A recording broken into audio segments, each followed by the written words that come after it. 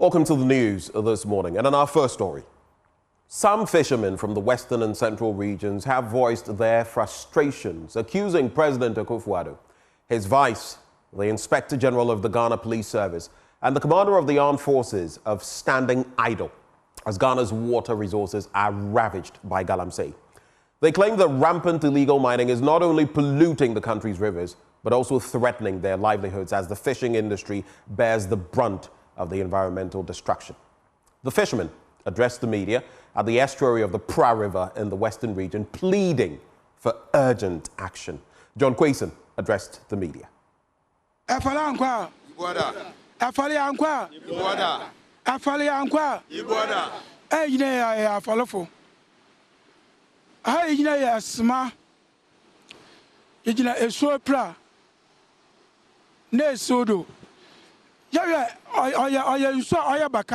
All of us standing here are fishermen.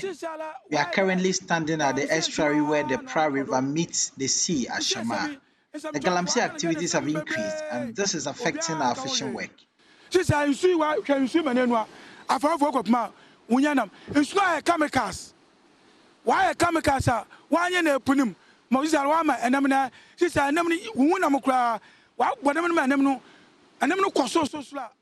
The journalists in this country have been talking about it, yet there are no actions. Look at the color of the water now. The fishermen do not get fish because the water has been polluted. IGP, Nsiah, Sojeni Payina, Odano, Owan, no one the man which wrote today, why am I followful? Yellow, it's a why I come across airport. You want my room, you want my room. Yenu sume biena wako unyashe na teje Nsiah na chede nsu ni wako akogbo eprim oye chemicals so say dey sin nsu bo otoya ntogbo fra baka nsu nim. The sea is now full of chemicals. This has caused the fishes to disappear.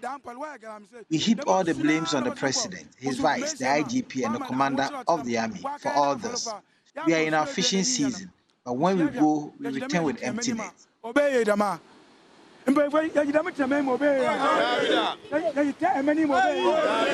Yes, the country cannot progress if we continue to do this.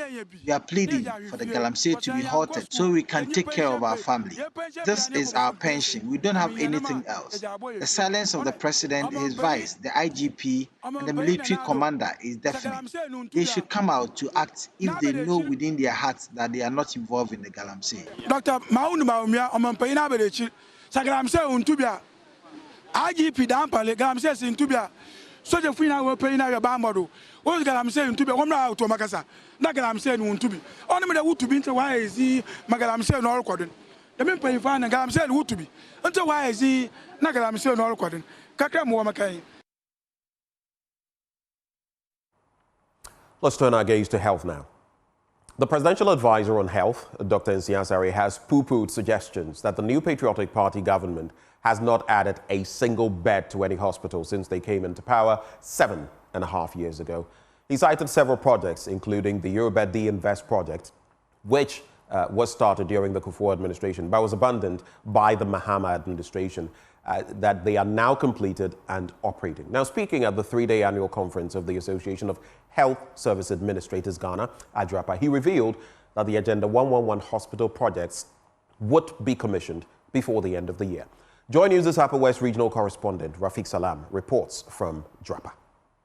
The 47th Annual Conference and Continuing Professional Education of the Association of Health Service Administrators Ghana was held on the theme Implementation of Networks of Practice towards Achieving Universal Health Coverage, the role of the Health Service Administrator. Presidential Advisor on Health, Dr. Nsiah, proposed suggestion from opponents of the government that the MPP government has not added a single bed hospital in their 7.5 years reign in power. We've completed 6 of the 9 stalled abandoned Eurojet health sector projects initiated by His Excellency President J. Kufuor in April 2008. We have finished the Ga East Municipal Hospital at Kwabinya. We've completed the Wa Regional Hospital here in Wa. We've completed in Soko District Hospital, in Tain. We've completed the Tepa District Hospital. We've completed the Chufupraso Hospital. We've completed Konongo Odumase District Hospital. These are 6. And I'm happy to also announce the 250 Ashanti Regional Hospital at Sewia will be commissioned, inshallah, next month. Dr. Nsiah disclosed that before the end of the year, hospitals under the Agenda 111 project will be commissioned. Fortunately, 100 of the 104 district hospitals have started. They are in the ranges of 5%. Some of them have just started to, as at the first week of August, some of them have reached 87.5%. So presently, Anderson is getting to about 90%. Now, Chair, I will stand here boldly and say that before the year comes to an end, we shall commission and put to use Agenda 111 hospitals across the country. He also spoke of plans by the government to employ 70,000 health professionals. Upon the completion of the Agenda 111 projects, I'm happy to announce that we have done the human resources plan. We will be employing 70,000 health professionals, including health service administrators. It is therefore undeniable that health service administrators will be one of the key staff to be recruited under this arrangement. President of the Association of Health Service Administrators, Ghana, Reverend Ezekiel Amadou Derebi, underscored the important role played by health service administrators, describing them as the backbone of the service. As an administrator, we must continually engage in knowledge sharing, mentorship, and collaboration within these systems and policies. When we share best practices, innovative solutions, and lessons learned, we need to strengthen our ability to provide quality healthcare services to our people, amongst others. Executive Director of Christian Health Association of Ghana, Dr. Peter Yeboah, spoke, among others, the benefits they will derive from the implementation of networks of practice. It is about cooperation, not conflict.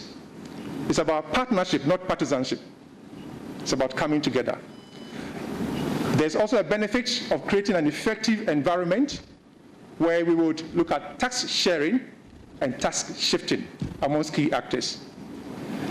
NLP is about facilitating mutual operational and technical support for all actors, promoting mentorship so that we can have coherent, cohesive, and seamless service provision to everyone in an environment. Our Power Minister Stephen Yakubu's speech was read on his behalf by Coordinating Director at the Power Coordinating Council, Joseph Aburi. Peace is a collective responsibility, and therefore, I beseech all of you not to lend your efforts at ensuring peace. I urge all of you to individually and collectively preach peace before, during, and after December 2024 general elections. Reporting for J News, Rafik Salam, Jirba. And of course, Election Headquarters is brought to you by Petrosol Platinum Energy, energizing dreams. The Chartered Institute of Management Accountants, that is CIMA, and the American Institute of Certified Public Accountants, ICPA, together as the Association of International Certified Professional Accountants, German Ozone Medical Center, Alternative Therapy, Dental Wellness and Beauty, Chopbox Technologies, a convenient service, and Youth Braid Foundation, bridging the gap for positive youth development. Let's talk about the filing of nominations now. And Exim Bank CEO Lawrence Agyinsim and National Chairman of the Premix Fuel Committee, Dennis Percy Kwaku, have pledged transformative development for their constituencies if elected. Mr. Agyinsim, now the MPP's parliamentary candidate for the Heman Lower Denchura constituency, and Percy Kwaku, the MPP's candidate for the Komenda Edina Egwafu Ebirim constituency, expressed their commitment to making a lasting impact should they be given the mandate to serve. Both candidates have outlined ambitious plans to uplift their respective areas and drive meaningful progress. The second day of the nomination exercise also saw the emergence of an independent candidate for the Cape Coast South constituency, Isaac Menu. The candidates and their representatives have been speaking to Joy News. Sally Usmaila, the constituency organizer, and the personal assistant to Mr. Lawrence Kwabena Jinsem. And he has always said this to you, the media, to the electorate, and to the constituents, that he has come primarily for the purpose of transforming Himan Lower Densa constituency in the area of jobs for the youth, in the area of making sure the good people of Himan Lower Densa who permanently indulge in farming. He's just looking at making sure that we have, to a large extent, good roads to be able to plow on, so that the farmers, the constituents, and everybody who works in this constituency will be able to work with ease. Now, once you have a good road, okay, it attracts investors. And so, by primarily getting the good roads, we are hoping, and he is hoping, that it will attract a lot of good investors to be able to come to Himan Lower Densa, just as he has started on his own, okay, to start industries, to start hotels that has employed a lot of people in the constituency. We're asking everybody to be united. Yes, we went for primaries. Many of those are the people who might have offended others. We are using this medium to appeal to every constituent to be able to forgive ourselves and make sure and understand that it was just a contest, and we all went through that. Today marks the long-awaiting MPP parliamentary candidature Inshallah. Of Commander Edna Egwaf Abrim, that the EC and the entire party leadership has confirmed me indeed as the candidate. Say it again. And so I submitted the necessary document, and I can confidently tell the entire constituent and everybody that I am official candidate of the MPP in KE. Thank you. I've been preaching, creating opportunities for the young people, and that is what we need at the moment. I mean, we have a lot of young people who, for some reason, I'll not say economic challenges, but the challenges at home, they find it difficult to either learn a trade or even get employment. And so my coming is just to, help, solve some of these challenges. I would like to go as an independent candidate in that the way our politics has been in this country, either you are for MPP or for NDC. So I've seen that in terms of development, because of the partisanship nature of our politics, where the people are not getting the development need of the people. So I've decided to go as an independent so that I'll be there for everyone. The secret is that people are fed up with both parties, the NDC and the MPP, and the other political parties. People are now interested in an independent candidate.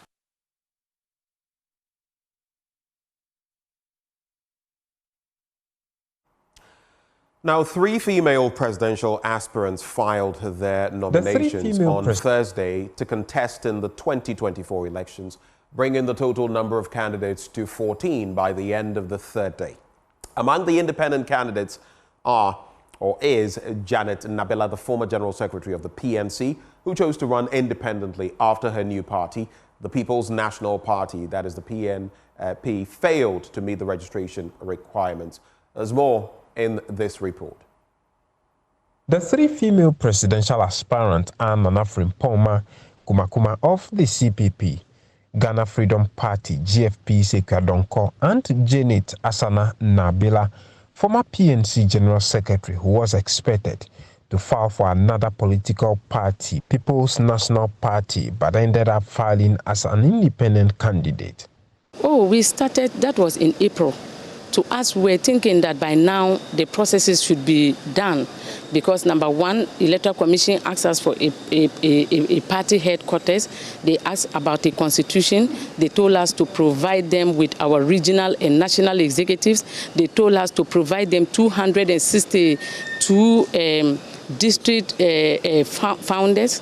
They asked us to pay 40,000 Ghana cedis. They asked us to establish 16 regional offices across the country, to which we did with with haste. We did all these things, but then they told us that they are busy. Some of the things they were supposed to do, they couldn't do it. And for that matter, we can file as an independent candidate whilst the processes still go on. We are not happy about it, but then, because we are not happy at all about it. But then, she also expressed concerns about the rigorous nature of the process. In the history of this country, it has never happened before that the Electoral Commission will give a discount just to encourage people to contest. I hope the press is hearing this one. This should be a highlight. This should be a highlight. So let me use this opportunity to thank the Commission. Let me also register something that I think that maybe moving forward we should look at. Look at the number of leaflets in front of you. We have to run around the whole 262 districts to get this. And they are supposed to write them in quadruplets. In the 21st century, we are now in a not even Gen Z world, Gen Alpha world, where digitalization is supposed to be the hour of the day. Yet we have to do all these things. We are pleading with the Commission. Nana Frimpong Kumakuma is rallying support for a female president on December 7. It is my belief and hope that as the woman, one of the women, and the first woman to stand for the Convention People's Party, is going to be there for all young people across the nation and everyone who has a dream and who believes in Ghana to be able to get up and do what is right for the nation. The GFP Nsiah Donkor is hopeful that the EC chair would deliver a successful election 2024.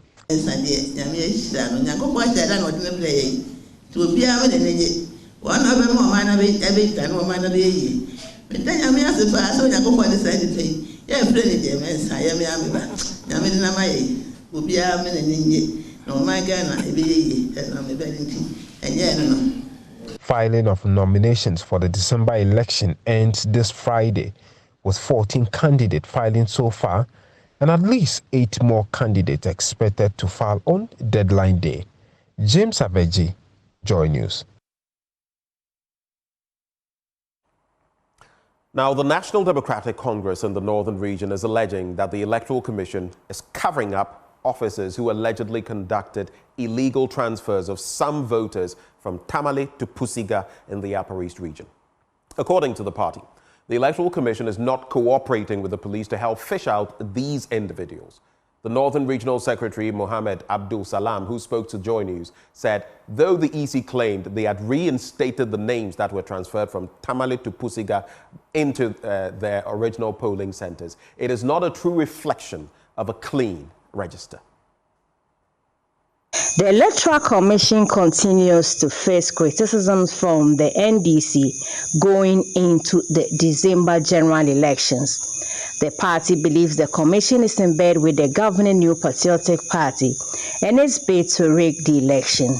Speaking in an interview in Tamale, the Northern Regional Secretary of the NDC, Mohammed Abdul Salam, said voter exhibition is meant to correct genuine omissions and errors, but what the EC did is an attempt to compromise the register. EC should have been quick in fishing out those who facilitated this transfer, but their posturing so far has been one trying to shroud and cover up the faces of the actual actors behind this crime. So thankfully, the police investigation is still ongoing. The police are trying to get the EC to produce the human beings who physically acted to do the transfers in their systems. So what is happening today is that they have sent back, purportedly, those who were transferred to their original stations. But as we have gone to check, some have been executed. Now, what is even more dangerous is for the EC to keep working with the number 38, which we reported, That's very bad. Because as we said today, we have facts that the number has gone past 38, but those that they have reversed are only the cars that we produce for them. That goes to buttress the fact that they didn't do any internal check. He said the NDC will continue to protest if their demands are not met after the 17th September demonstration. That is why our national leadership is calling for an independent forensic audit. And if the EC wants to improve the public trust and confidence in them beyond 40%, okay, they need to open themselves up for scrutiny. If you are not a thief and somebody alleges that you harbor certain goods in your home which belongs to them, which you have stolen, in a police presence, you should be able to allow a search to see whether what they are claiming exists or not. So if the EC has nothing to hide, a forensic audit can only go to boost the public trust in their image. But at this rate of several errors, and they still standing their guts and grounds that there's absolutely nothing wrong, they will do everything perfectly. The register is fit for purpose. Exhibition is usually meant to, as if to say that it was just the exhibition on its own, nothing will happen. There's no way. Everybody across the world is watching. And that's it for our election headquarters for you this morning. But on to our next story. And landlords and tenants can now settle accommodation-related issues online without having to be present at the rent control offices. This is being made possible by the operations of the Rent Control Department having gone digital. This initiative seeks to make the department's processes more efficient and effective, reduce costs and improve productivity. There's more in this report by Adobia Asari. Rent Control Department under the Works and Housing Ministry, as part of measures to streamline its operations and enhance service delivery, has now gone digital. In the recent past, people used to queue from far and near to resolve rent-related issues as well as make enquiries on available rooms for rent in parts of Accra. But this situation is set to become a thing of the past because of the digitalization project. Speaking at the launch of the first phase of the digitalization project of the Rent Control Department, Deputy Minister for Works and Housing, Dr. Prince Amid Ama, said the initiative will save landlords and tenants from frustrations associated with accommodation issues as well as help them to reconcile on rent disputes. The new system will allow, one, the landlords and tenants to interact with the department online, eliminating the need for in-person visits. Whether you need to register a property, or you want to file a complaint, or resolve a dispute, you will now be able to do so from the comfort of your home or office. Second is automated processes. Will support everything from registering properties to processing complaints, ensuring that every service is delivered efficiently. On his part, Chief Director of the Works and Housing Ministry, Stephen Yao Osei, said the initiative will bridge the gap between the services of the department and landlords. The core objectives of the projects are to, number one, automate the routine tasks of streamlining processes with the aim of reducing processing times for rent applications, complaints, and inquiries. It also to enable landlords and tenants to interact with the Rent Control Department from anywhere in the world. The aim for digitalizing the Rent Control Department is to make renting accommodation accessible, efficient, and responsive.